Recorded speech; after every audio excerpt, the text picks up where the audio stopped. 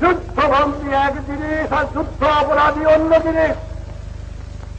আজ আমার স্মরণ করতে হয়, এত 30 লক্ষ লোককে হত্যা করেছে, 1 কোটি লোক গ্যাস ত্যাগ করেছে, 2 কোটি ঘরবাড়ি জ্বালিয়ে দিয়েছে, রাস্তাঘাট সরকার করে ভেঙে দিয়েছে, নৌকা জাহাজ ডুবিয়ে দিয়েছে, বৈদেশিক মুদ্রা চুরি করে নিয়ে গেছে, কারেন্সি নোট জ্বালিয়ে দিয়েছে, গুদামে খাবার নাই,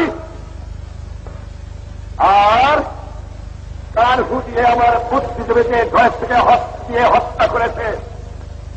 তাদের বলে বিচার হবে না। আপোষ করতে শেখ মুজিবুর রহমান জানে না বাংলার বিলে বিচার হবে। বাংলার বাড়িতে যুদ্ধ অপরাধীর বিচার হবে।